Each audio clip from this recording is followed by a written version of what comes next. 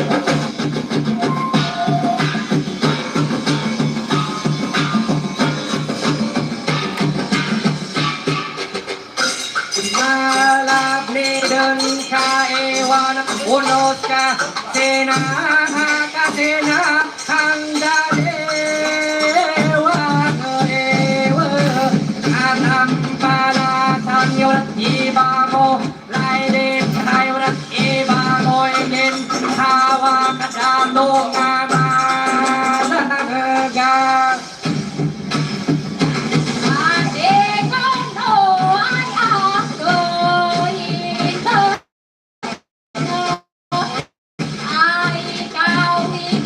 Wow.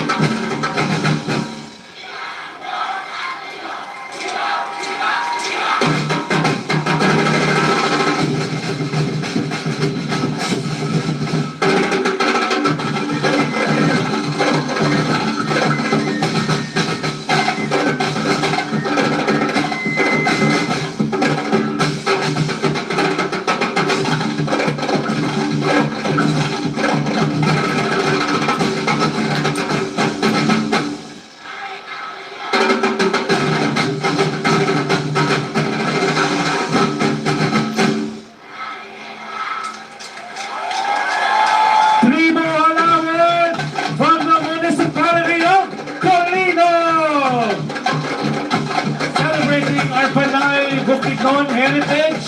We can see expressions of our indigenous culture, like the tinubok, like the binanog, and all the sukdanon, which is the chanting that you hear. And of course, most of these performers are not just students or persons, or young people, but Panay Bukidnon themselves, no? And you can see the Balay Tulunan, or the School of Living Tradition, that sustains the heritage.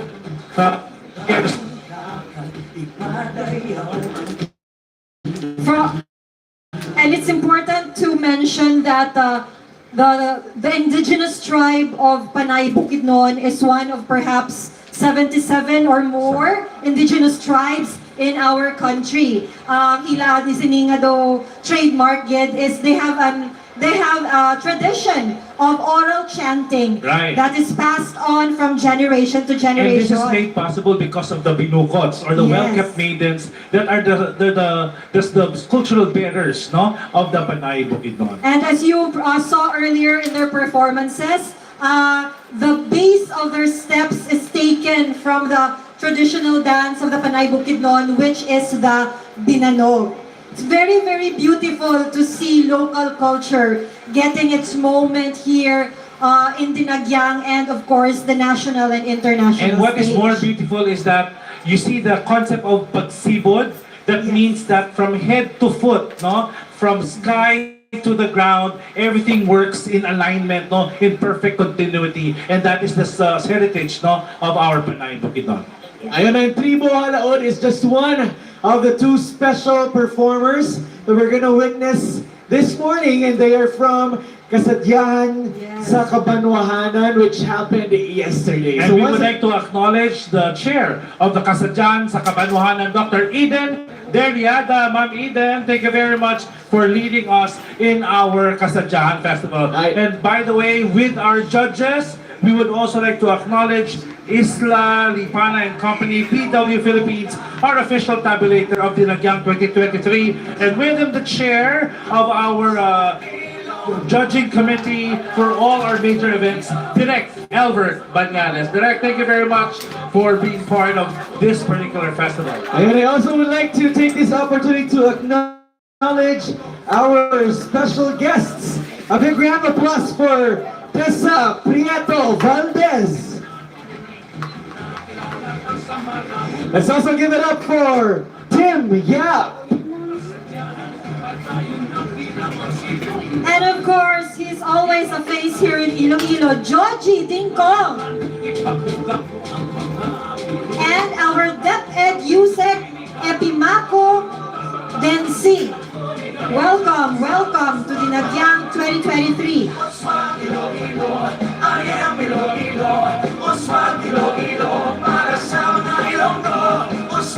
Iloilo Dinagyang 2023 is brought to you by Iloilo City Government, Iloilo Festivals Foundation Incorporated, San Jose Parish de Placer, and SM City Iloilo, Iloilo Provincial Government, and Mega World Corporation.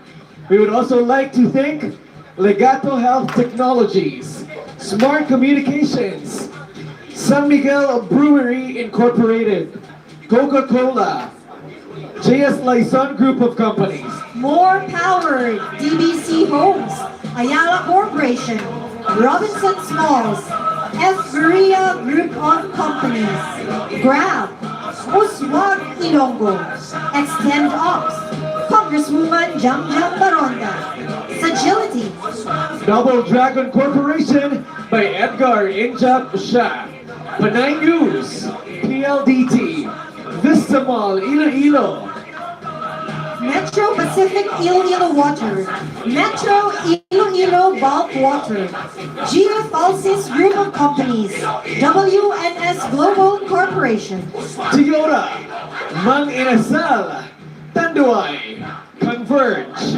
Pascual Consumer Healthcare Corporation, Glow, Qualimed Hospital, Bank of the Philippine Islands, To Go, Palawan Pawn Shop, Department of Tourism Region 6, RCBC Discartec, Manila Bulletin, Fiesta Souvenirs, Development Bank of the Philippines, Iloilo Supermart, Krispy Kreme, 24/7 AI Philippines Incorporated, Zoe TV A27, Global Business Power, Land Bank of the Philippines, Injak Tower Hotel,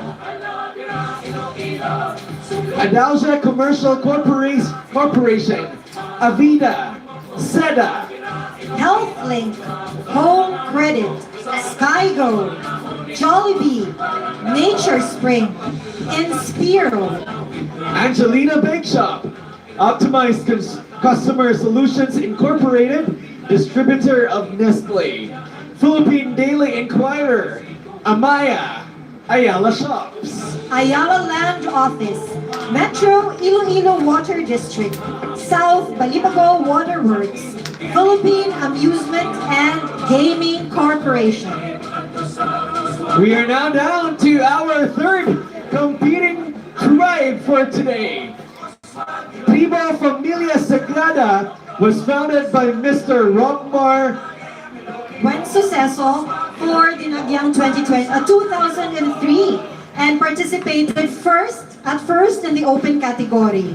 In fact, this tribe was an offshoot of Tribo Panaad, which decided to return back to participate in the barangay category and placed fourth among the 7 competing tribes in 2004.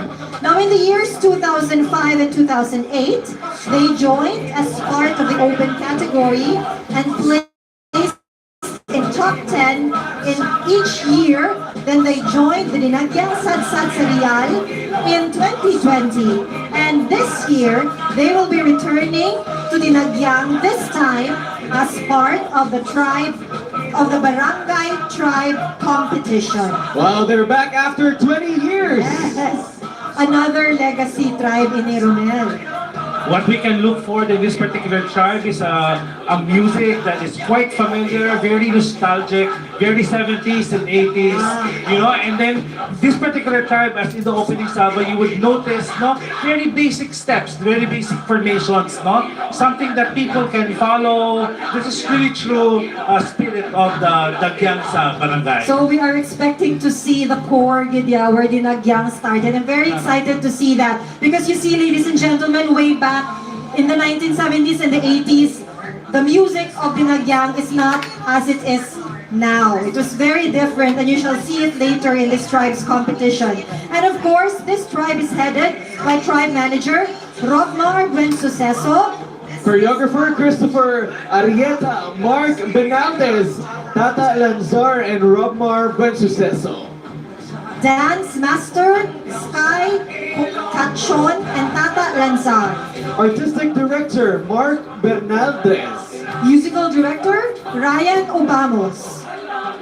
Costume Designer Jesse Divino. Headdress Designer Abraham Villar. And props Gail Asiniero and Simon Panes.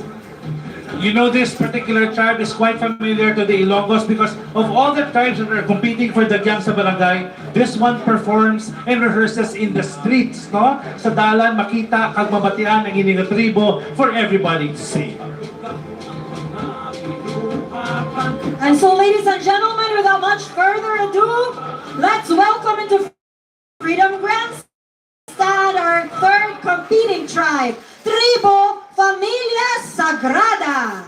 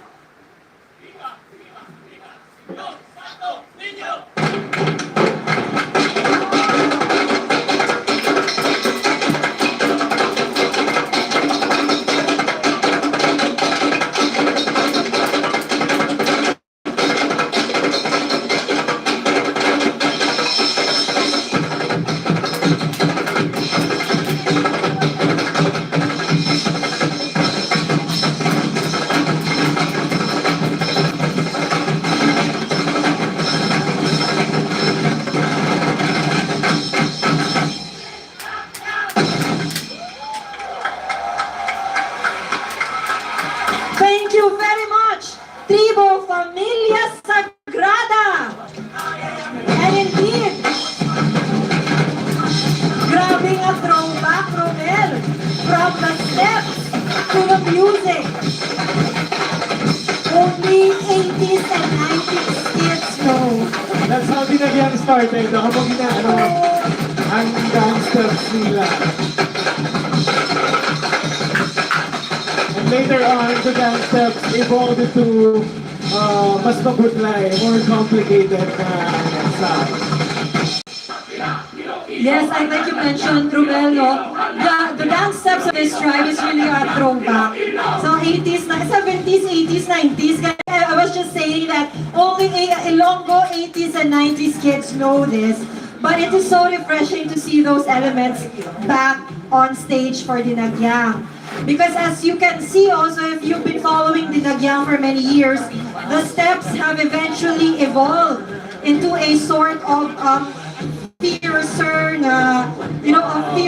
genre, more energetic, complicated, lots of formations, lots of routines.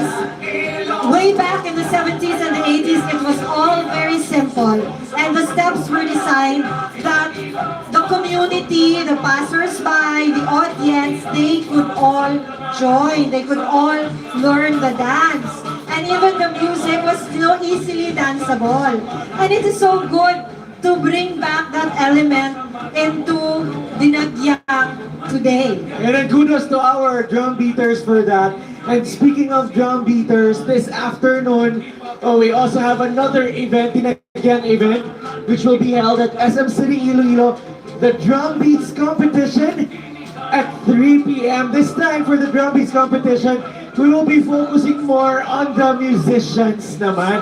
Because syempre in the tribes competition, we're always focused on the dancers, the performers. Pero in the drum beats competition, we will give a highlight to our musicians. So we would like to invite everyone to witness the drum beats competition 3 p.m. today at SM City, Iloilo. Yes, because like you mentioned, Romel, ang drum beaters are a significant element of every tribe for Dinagyang 2023. And now coming into the grandstand, I believe our next tribe is making its entrance. Up next, our fourth competing tribe is Tribo Molave Kang Salog. Tribo Molave started in 1979 and was founded by Jaime Canlas. It was previously called Tribo Barangayan and was changed to Molave in 1980. The tribe always uses animals as its theme, and it's one of the tribes wherein Dinagyang audiences would always look out as far as costumes are concerned, guessing which animal and tribe they would feature next. They have garnered several awards, and among them, they were the champion in barangay category back in 2001 and 2002. Best in Costume and Performance Awards in the same year, 2001, 2002, and Best in Headdress in 2011. And for this year, the artistic team is headed by tribe manager Jaime Canlas, choreographer Errol J. Villalobos, dance master Lorimer C. Vergara, artistic director Ron Matthews Espinosa, musical director Ryan V.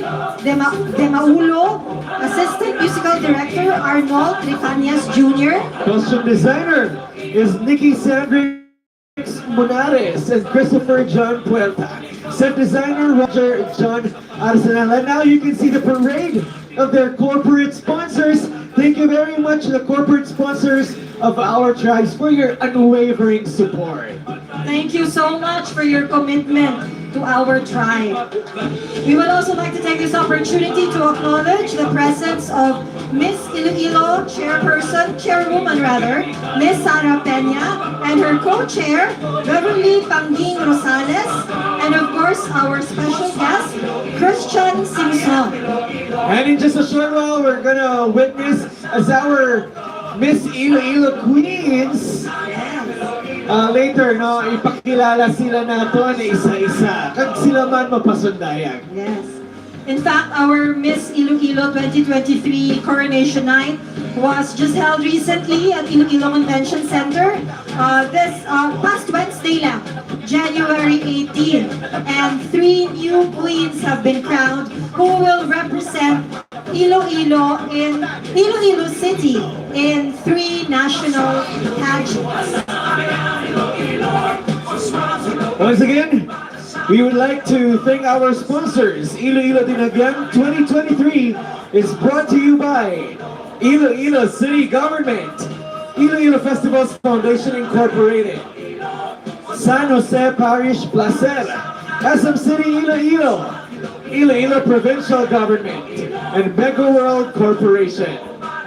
We would also like to thank Legato Health Technologies, Smart Communications, San Miguel Brewery Incorporated, Coca-Cola, JS Lysol Group of Companies, More Power, TBC Homes, Ayala Corporation, Robinson Smalls, F. Berea Group of Companies, Grab, Uswag Ilonggo, Extend Ops, Congressman Jam Jam Baronda, Sagility, Double Dragon Corporation by Edgar Injap Shah, Panay News, PLDT, Vista Mall Iloilo, Metro Pacific Iloilo Water, Metro Iloilo Bulk Water, JF Alcis Group of Companies, WNS Global Corporation, Toyota, Mang Inasal, Tanduay, Converge, Pascual Consumer Healthcare Corporation, Globe, Qualimed Hospital, Bank of the Philippine Islands, To Go, Palawan Pawn Shop, Department of Tourism Region 6, RCBC Discarte, Manila Bulletin, Fiesta Souvenirs, Development Bank of the Philippines, Iloilo Supermart, Krispy Kreme, 24/7 AI Philippines Incorporated, Zoe TV A to Z, Global Business Power, Land Bank of the Philippines, Injap Tower Hotel, Adalje Commercial Corporation, Avida, Zeta, HealthLink, Home Credit, Skygo, Jollibee, Nature Spring, and Spiro. Angelina Bake Shop, Optimized Customer Solutions Incorporated, distributor of Nestle, Philippine Daily Inquirer, Amaya, Ayala Shops, Ayala Land Office, Metro Iloilo Water District, South Believable Waterworks, Philippine Amusement and Gaming Corporation, or PAGCOR. And we have coming into our grandstand, our next competing tribe, Tribo Kagsalo. This is our 4th competing tribe. And it is also nice to mention, Romel, no, ining Tribo Molave is also what I would like to call a legacy tribe of Dinagyang, having started in 1979. So siguro he is the 10-year younger brother of Tribo Sagasa. And way back in the 80s and the 90s, this tribe was one of the most anticipated tribes of the Barangay Tribes Competition. And Miss JP, you're very much familiar no, sa ating mga tribo. Were you a part of Dinagyang Tribes sa una? Grabe, nakita akong edad mo kanina. No, but wait, way back in, I think, the early 2000s, I was part of the Kasadyahan Festival. That is why the Kasadyahan Festival is very close to my heart. Because we had Tribo Kahilwayan from Santa Barbara who also became the Grand Slam champion of Kasadyahan. And all of these tribes, we would see the choreographers, the people behind these tribes way back in Dinagyang competitions. So these are very familiar faces, very familiar elements. But I guess I am not only because of my my involvement in Kasadyahan Festival before, but when I was a little girl, Tribo Molave and all of these tribes now who are participating, they are part of my childhood. When I was a very little girl, my mother and father would take me out to the streets during Dinagyang weekend, and we would make sad. Ayun, and used to Yes, witness their yes, performances as well. That's why very familiar kagid with our tribes. Medyo starstruck ako to see their names. Ang atong na tribo Molave, no, has a sub-name to it, Molave Kansalog, because it also includes, no, some warriors or alumni of Salog tribe. So even the choreographer, for example, has worked with us along nun. So we acknowledge that legacy, the continuing legacy. That's why we have the Tribo Molave Kang Salog. We acknowledge the community spirit of Tribo Molave and Salo. And while we are waiting for our tribes to set up, I hope everyone is enjoying so far. How are you, Freedom Grandstand? You are? How are you, Freedom Grandstand? Ay, gutom na. Malayo pa ang lunchtime.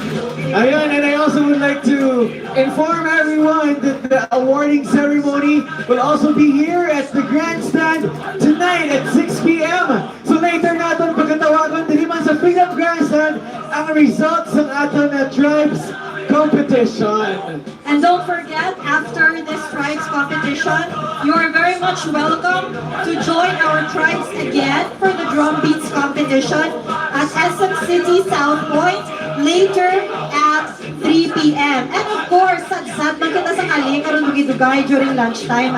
It's a very nice experience to experience. Merrymaking. Yes, merrymaking, to have your photos taken up close and personal with the Dinagyang warriors. We also would like to invite both our local and foreign tourists, no, syempre, to get a taste of Iloilo City or of Iloilo